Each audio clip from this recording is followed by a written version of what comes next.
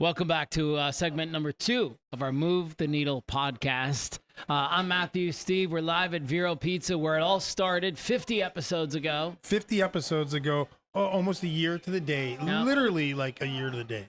I can't even believe it. And somebody was with us on that first day. I was going to say the here same again. thing. Amazing. And she's been here with us the journey. I said before we went on the air that if you've watched any of our shows and you don't know who she is, then I don't know how. No, we can't help you. I know. We can't help you. Amy Richardson yes. joins us one more time from the Savvy Realty Group, and she's, you're such a great supporter of what we do here. So first and foremost, thank you. Well, it's awesome. worth supporting. And secondly, I local. love kind of what your vibe is all about. I was kind of sniffing her out on social media today, just kind of getting an idea for what you've been putting up and talking about lately. And I'm excited to jump into a couple of things that I think are going to be interesting. So go for it. Let's start right here. By the time this episode comes out, it's going to be early August, right? Yes. So tail end of the summer, still hotter than crap here in Arizona. What do you think is going to be our end of summer into fall scenario here from the buyers and sellers market that we're seeing? Well, always summer is a little bit slower than the rest of the year. We are the opposite of pretty much everywhere else in the country. Everybody else in the country, you hear them, busy. Summer is busy. The listings are going off the shelf real quick. Well, summer here, everybody goes on vacation. They get out of the heat. They're definitely not wanting to, wander around it's like looking at houses. It's like buying a house in Minnesota in January. It just doesn't happen. It's just tough. Go tough to house look shopping at stuff. properties. Yeah. Yeah. So it's interesting because that is always the case. But this last 8-9 months, we've had a bit of a buyer's market anyway, and we've had a slowdown, and the rates haven't improved. And, we've been dealing with affordability factors and buyers just not wanting to get off the fence, right? So that being said, year over year, 2024 summer to 2025 summer has been dynamically different. And it really, truly shows our buyer's market and what's going on. So, for example, the same amount of buyers, I think, are basically out there. The same amount of closings are kind of happening. However, active listings are up 71% this year from last year. So sellers are starting to come off the fence, but buyers haven't necessarily been saying, yeah, I want to also jump in. So same amount of buyers, way more sellers. 71% up on that. Cancellations year to date this week in 2024, it's up 42% cancellations from the same time Define last that year. For somebody who doesn't understand So your house, you list it, you come out with your price, you are, hopeful and you want to get a certain price. Maybe you do a couple price drops. Maybe you do some improvements. You're really trying to get your house sold and it's not happening. And you finally say, I'm pulling it off the market. I'm not going to, I can't go any lower. I can't offer any more. I don't want to deal with this. I'm just going to wait. So it's beyond their bottom line. Yes. Yeah. Yeah, So probably up is. 42% since last year. Keep going. Wow. I know that you were on a roll. Days on market is up 24%. So even the ones who are lucky and get that buyer, it's taking a little bit more time. I think it's like from 60 days this time last year to 72 average days on market. Okay. So people can't really expect a quick sale right now. I mean, if you have that perfect home, it's okay. always going to be the one. I mean, there's buyers waiting. They're there. They're looking. They're watching. They're waiting. They're waiting to pull the trigger for that perfect home. And we talked about this last time. They want everything done. They want a turnkey. They want to walk into the home that they dream of and get it for 10% less. That's what they want. Well, that's, what? But here, it's their turn. I mean, the market hasn't always been Very that true. way. So right now, they've got their pick. And again, like I would say, listen, if you have a beautiful home and it's special, I think that's what you're kind of explaining. That's you're seeing those homes sell. Oh, because, absolutely. People have their choice and they're picking the good ones. It's That's just right. the average They're able ones. to cherry pick right now. They're cherry picked. The average to ones that need work, probably the ones that are sitting, right? Right. Let me ask you a question for the table. Is this also a good time for investors to be buying property if it's a buyer's market? Are they getting what they want out of the deal? Okay, so that's a really great question. And in certain scenarios, yes. So investors who may want to hold it for a little bit longer, not necessarily a fix and flipper, they're not going to get their investment back out of the property right now. They want deep discounts. If they're going to take that risk, they're looking. Those aren't there. I mean, Really, they can rarely. be. For those people who aren't canceling, maybe they are going to a wholesaler and saying, I just want to unload this. I got to get out, right? So that could be happening. So that is a potential. However, I also think that people who may want to buy rental properties, great time for that. You know, the rental market is pretty safe right now. A lot of people are renting instead of buying. And so I think that that's a really big place for people to decide, you know, hey, good time to get either a second home, a rental property, something like that. Getting good cash flows. That's all I could say on that. I'm glad you threw it out to the table. I'm glad she went at that because I don't have any answers for that. So awesome, Amy. What's Thank on the you. softball sheet So, over there? okay, let's see. Okay. I know about, you know, Amy separates herself from the rest of the people in town. It's something I call badassery. Yes, but her badassery. She offers what's called the white glove service. So, what's the most unexpected or above beyond thing you've ever done for a client that no one would believe is just real estate? Ooh, well, there's ones I won't discuss here. No. Okay. No, that's fair. Mainly, Her name is Jane. No. mainly because you never know who's watching, right? Right, and exactly. you don't want to upset anyone. But there Right. are definitely things, personalized situations that I've gotten myself into, and my empathy kicks in, and I spend way more hours than I think an average agent would be willing to spend doing certain things. Like, for example, I had a client, a very moderately priced home in Sun Lakes. Their parent had dementia. They lived in Iowa. They're trying to get their house ready. Every time they came out to try to deal with it, they also had to bring their parent.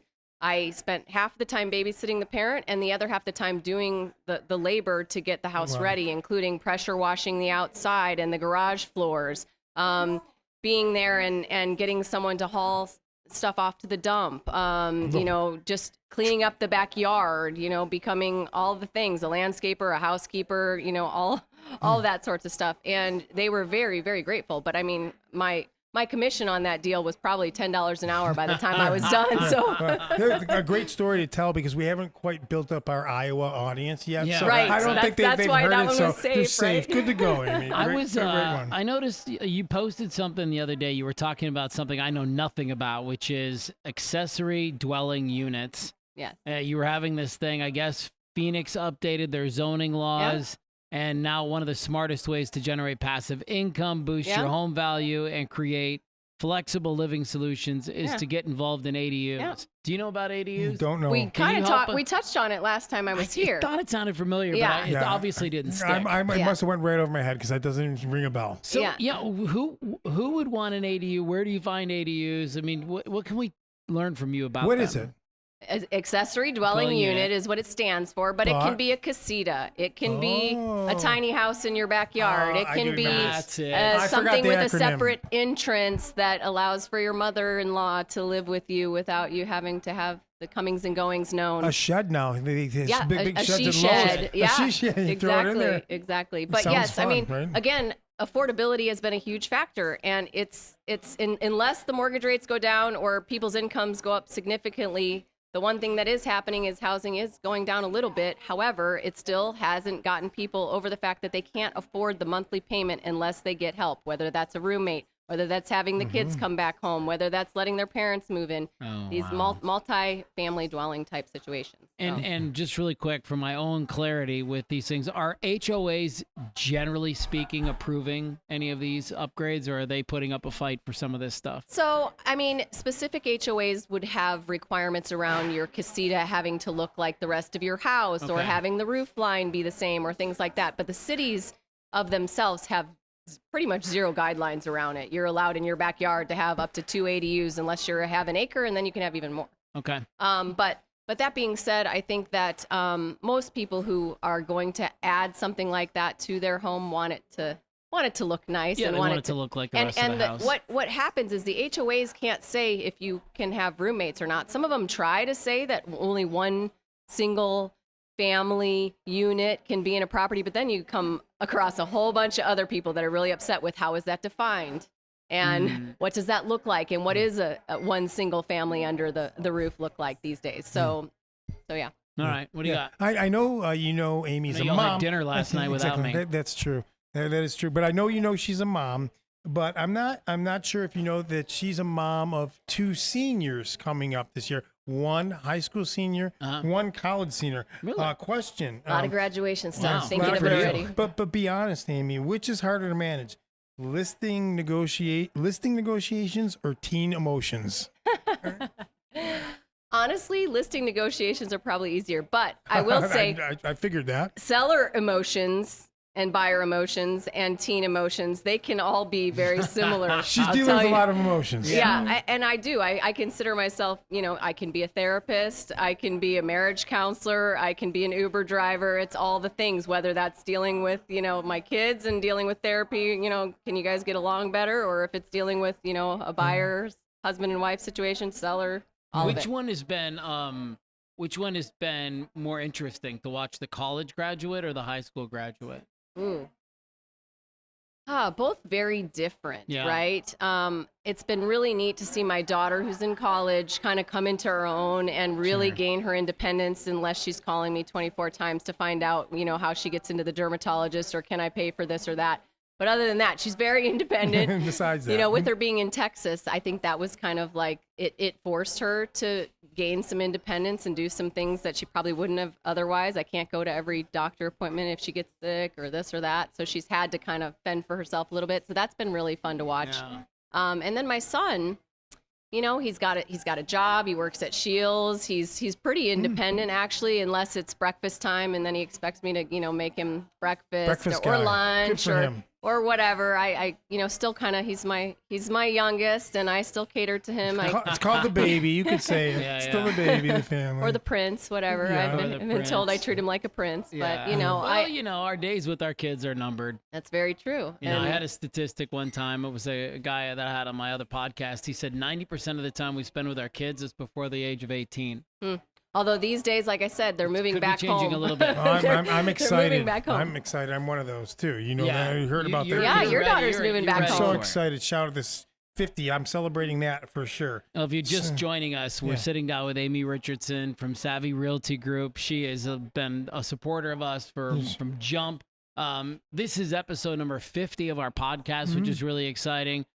You made a post the other day where you were talking about roofs. And I know we've kind of touched on this a couple of times, but it keeps showing up for you. Yeah. So no, it does. must keep being something that people are having to deal with and talk That's about. true. And this is, I think, incredibly important for our Ahwatukee audience, because almost every house was built back here. All the OGs were built back here in mid-90s, right? Yep. Right. And now we're getting to that stage where the roof is like, We've gotten there. Not getting. It's We're not- there. It's there. We're there. Yeah, and some are hanging in, but some aren't. Well, and I actually did an interview with my favorite insurance Rebecca. agent, Rebecca Kosman. This is what I'm Shout out talking to about. Rebecca. Yeah. What's up, Let's Rebecca? get her. Let's get her involved in the show. How Hey, about there that, you go. Rebecca? Yeah. She'd All love right, that. we're calling you on. Yes. But yeah, and she basically said, you can be canceled for your roof being too old. Crazy. Like they will cancel you. Time to get it fixed up. Yeah, and if you don't have roof insured, that's kind of your biggest concern. So yeah, get it checked, get it inspected. How much are roofs costing these Well, days? obviously it depends on the square footage. Okay. Depends on if it's a flat roof. Depends on if it's the But we tile could say roof. like it the depends- average 2,500 square foot Ahwatukee. 15 House. to 20 grand. Yeah, I was gonna say, depending on your roofer, depending on I just the got one fairly warranties recently, and all so of that's that. why I Fif- did it. I- And I shopped 15 a to little 20 is very where they common run. and average. Yes. Yeah, I just did 2 air conditioning units, Yeah, and so that you know one that was one. Yeah. bit. You know the Yeah. pricing on Yeah. that. I Believe needed me. a defibrillator when that Yeah. one was done. And again, those are things that buyers are looking at. Again, they can ask for the moon right now. They can say, I don't like the color of that bedroom. Will you please paint it? And then I'll offer you a contract. And these people are doing it because Wow. they need to sell. I mean, wanna if you need move. to sell, you'll do things. Is there That's anything smart. shocking you in the market right now? Is there anything that's surprising that you can't I can't get my head around this? Well, concessions are up too. So Okay. again, like I said, if you don't like the color of the room, you ask for a paint concession or a flooring concession if you don't like that So carpet. those are shocking, right? They're just themselves. Those are pretty surprising, And then right? sometimes people are just asking for a concession to buy down their rate. And that's going along with affordability. If you can't afford to get into a home with the way the rates are right now, you look at a home that may have been sitting on the market and you can say, hey, will you offer me $10,000 to buy down my rate? And that's happening. So the 2-1 rate Interesting. buy down is really I've heard big that. right now. I've heard that. That's on the street. And for so sure. basically it's a buy down for 2 years. The first year is 2% and the second year is 1%. Which is really saving you really hard dollars in your pocket. Yeah. So instead of saying I'm going to offer you $10,000 less for your home, well, you may do that too, but you're saying, can you give me $10,000 towards buying down my rate? And what it does, the great part about it is that if rates were to turn around in 6 months, whatever that seller gave, like let's say it's $10,000, it goes into an escrow account that then just gets paying the differential of what that mortgage rate actually costs versus what the buyer is paying. I gotcha. So it's in an escrow account. It belongs to the buyer. Let's say rates go down in 6 months. The buyer gets the rest of that money back and can use Awesome. it towards whatever they need to. this is why she's different than I know. others, She's right? I get These it. are strategies for sellers to get their And house sold. We're gonna, by the way. and we're gonna show her human side because she's done such an amazing job. She She's always been a does. perfectly good human this whole Right, time. exactly, and giving us a ton of knowledge. But okay, so here it is for our audience. We're gonna show the human side of Amy. Okay, you call yourself savvy. Okay, but Is what's this going one to be a time? rap? Oh, You call I yourself hope so. But what's one time in your career where you didn't feel so savvy that you could share with our audience that teach you about being great at what you do?